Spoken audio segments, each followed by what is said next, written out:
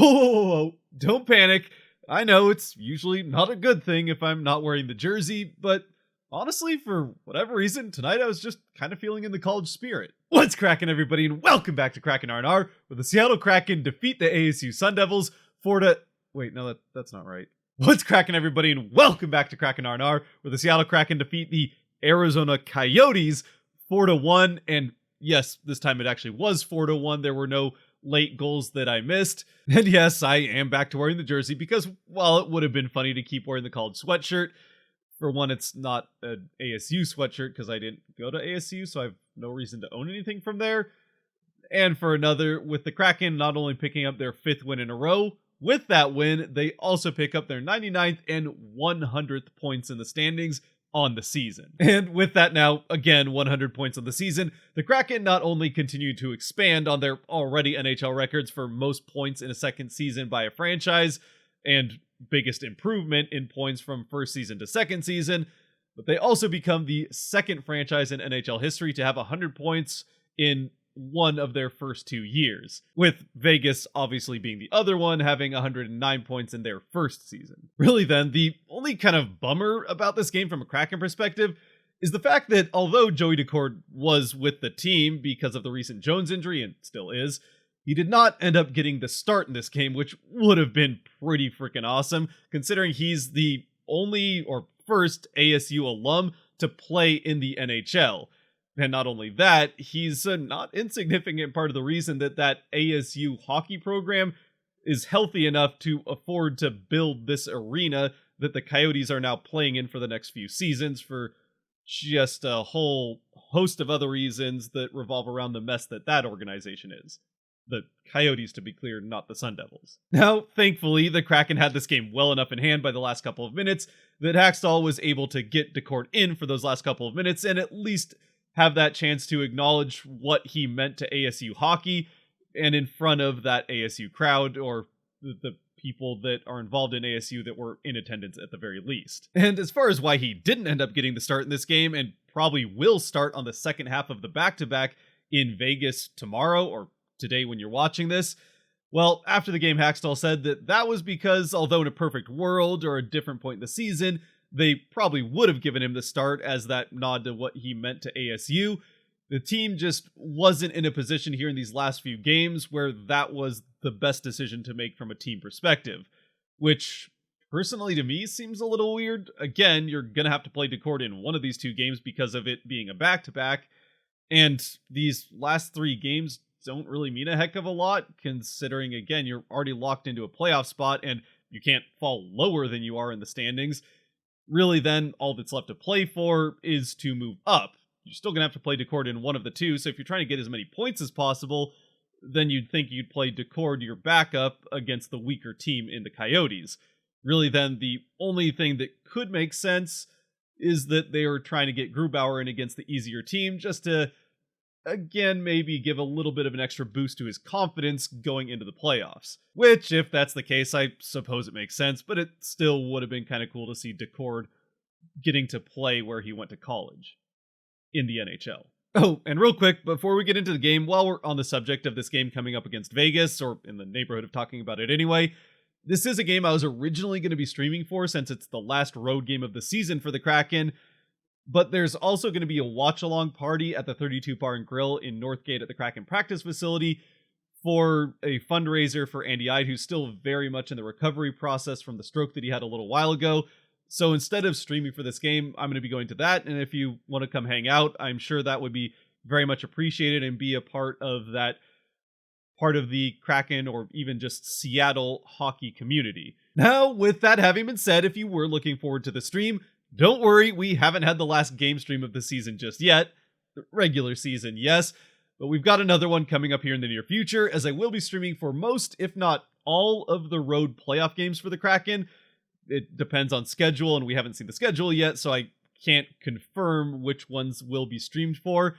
But as the Kraken are guaranteed at least 2 road games to start the playoffs, I will certainly be streaming for at least one of those. Hopefully the first one, it just kind of comes down to scheduling again.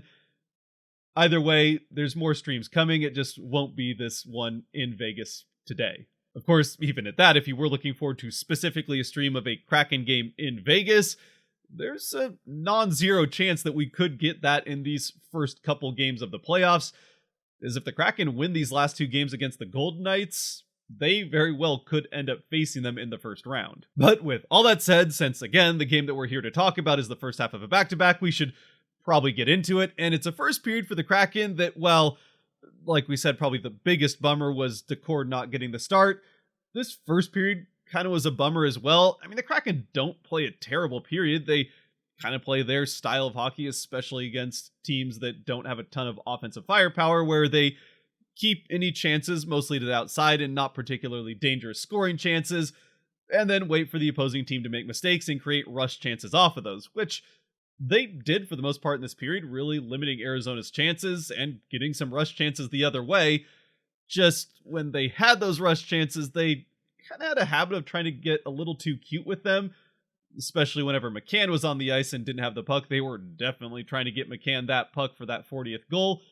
And as a result, a lot of those rush chances either didn't end up on a shot on goal or just not a particularly hard one for Prosvetov to make a save on. And of course, when you don't take full advantage of those rush chances and score on at least one of them, it does make it a little bit more impactful when you do have a little bit of sloppiness at your end of the ice, which about halfway through the first is what happens as Geeky isn't able to get the puck all the way cleared out. He wasn't the only one. There was a couple of missed chances to get the puck across the blue line. The Coyotes hold it in, and eventually a shot from O'Brien right up by the blue line is tipped in front by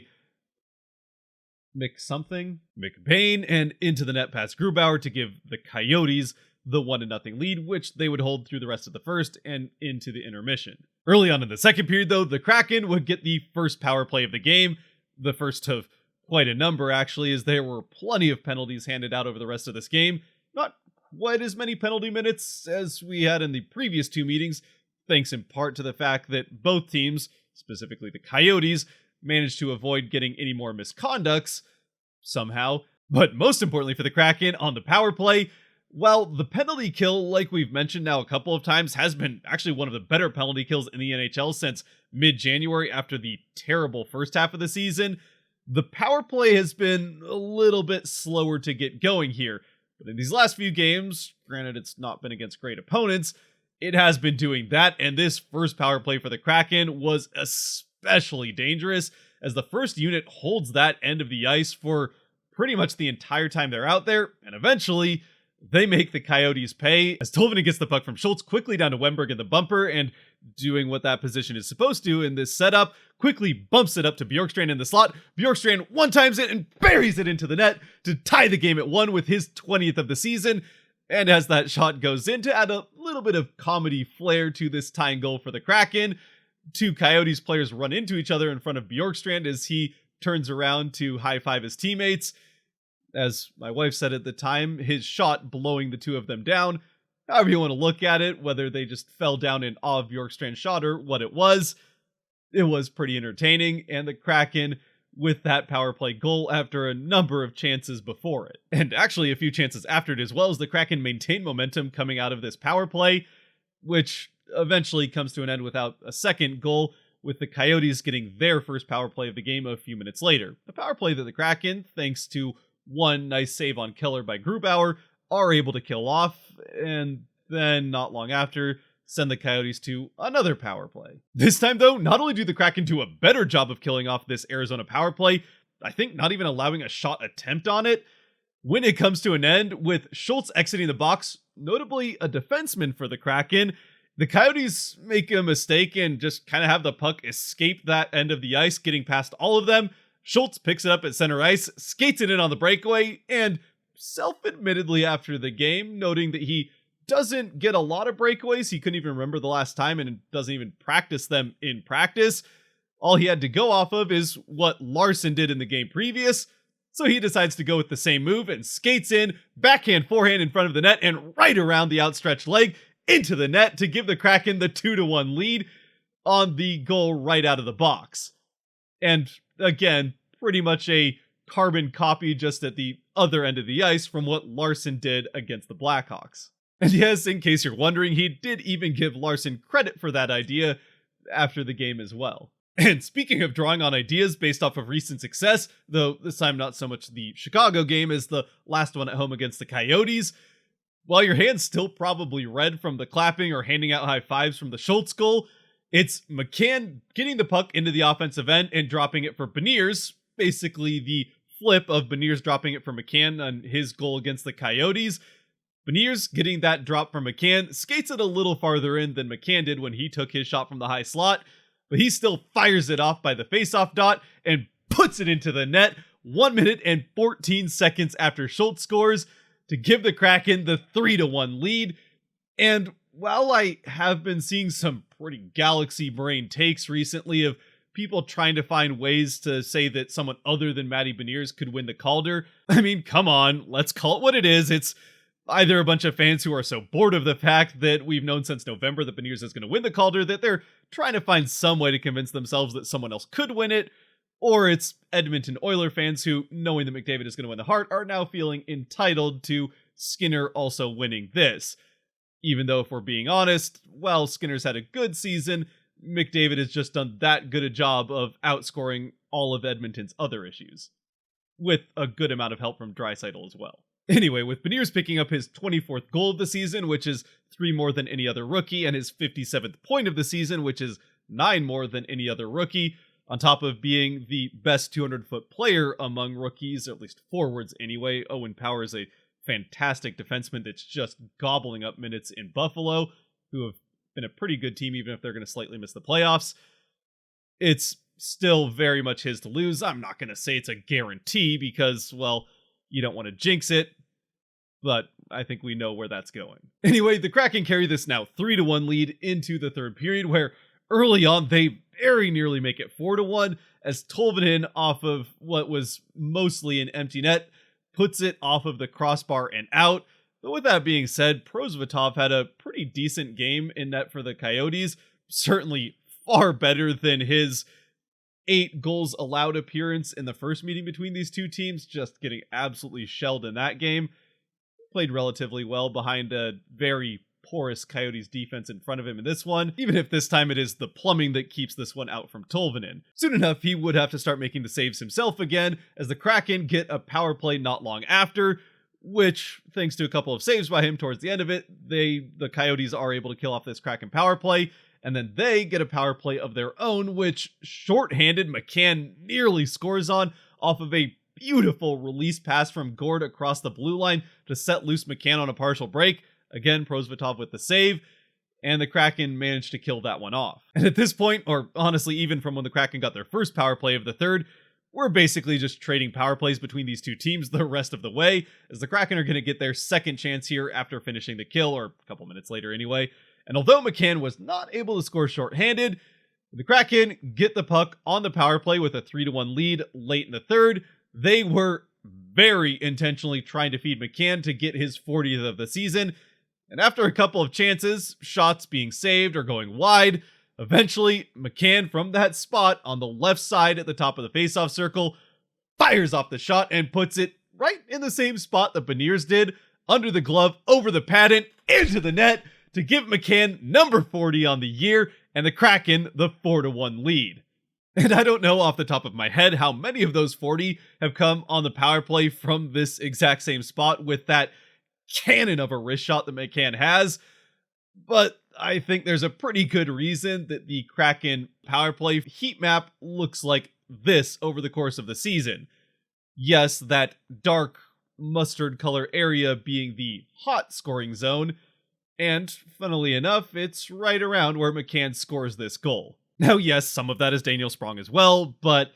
I think we know where most of it's coming from. And I'll say this as well for the Kraken from a team perspective. Well, they are going to have to pay pretty handsomely for the season that Dunn's having with him being in a contract year and re-signing him here in the offseason, which they better do, and I'm sure they will. Boy, does it look like they got lucky with McCann signing last season to that 5x5, as if he was signing in this offseason, it would definitely be more of a puzzle as to how they're going to get him and Dunn signed. As for the rest of the game, though, with it being 4-1 here late in the third, it's pretty much over. The Coyotes do get another power play just to make it, I guess, a little bit interesting and maybe get to that same 4-2 score, but the Kraken kill it off, and then Of course, while it took quite a while, longer than either of the other two games, eventually the Coyotes do go 3 for 3 of being incredibly sore losers and just creating childish behavior in the last couple of minutes. After they fail to score on the power play, there's a scrum in the corner that eventually it's McBain who ends up dropping gloves, and I would say drops gloves with Susie, but McBain drops the gloves and then goes right after Susie before Susie even drops his. So while they do end up fighting, Susie never even gets one of his gloves off, and if we're being honest, McBain definitely got the better of Susie, but again, I don't think Susie really wanted this fight in the first place. I think they were just trying to get to the end of this game without too much of this kind of crap happening. But the Coyotes just wouldn't let that happen. Eventually, this all shakes out to be a couple of roughings, a couple of fighting calls, and the Kraken end up on a power play. Again, like we mentioned in the beginning, no more misconducts, although O'Brien definitely could have got one as he got Gord in the face with a cross-check, but I guess that went unseen. Maybe not entirely unseen, as he was one of the players that ended up leaving for a roughing call and sent the Kraken to the power play. But again, they don't even send out either of the power play units. It's, I guess, a third power play unit, you could call it. They also send Decord out in net to stand there and field any pucks that come back towards him during that Kraken power play, which one does, so he gets to touch the puck, and got the standing ovation from the ASU fans. So, cool moment there at least, but again, the Coyotes just don't know how to lose gracefully, even with the number of times they've lost this season. So, all in all for the Kraken in this game, even aside from an imperfect first period, they come in and take care of business, easily handling a team they should be able to easily handle going into the playoffs, picking up those last 2 points to get them to that century mark. And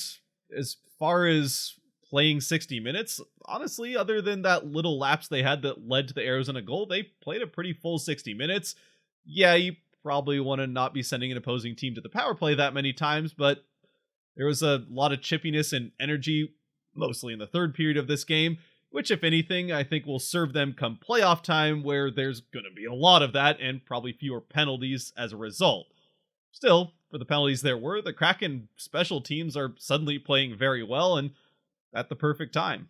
And with that, since this is the first half of a back-to-back, we'll just go through the Kraken 3 stars here, where McCann's going to get the first star, again picking up goal number 40, as well as an assist on the Beniers goal. Then Schultz is going to get star number 2 with that breakaway goal of his own, copycatting Larson, but a goal's a goal, as well as an assist of his own on McCann's goal. And then the third star, I'm going with Grubauer. He stops 22 of 23 and a couple of pretty nice saves among them. The Kraken, again, played pretty well defensively, but they made sure Grubauer got tested at least a couple of times in and among the easy saves that he had. As always, though, I'd love to know your thoughts down in the comments section. I mean, both Bjorkstrand and Beniers, who had goals as well, had pretty good games outside of those goals, so certainly could be mentioned. You could have a, certainly very much honorable mention, but a for fun mention of Decord getting to play at least a couple of minutes where he played college hockey. Again, not the same building, but the same university. And yeah, just a lot of good things out of this game. And now 2 games against Vegas, where the Kraken could earn a face-off against these Golden Knights if they win both of these games in the first round of the playoffs. Either way, again, no stream for this game against Vegas in the regular season, as there is that event happening at the 32 Bar and Grill in Northgate. So, it'd be great to see you guys there. If not, I'll see you in the next one. Until then, if you have made it to this point, thank you very much for watching. If you did like or enjoy this video, there are buttons for that kind of stuff down below to help support the channel, so I'd appreciate using them. And, as always, stay safe out there, be good to each other, God bless, and go Kraken.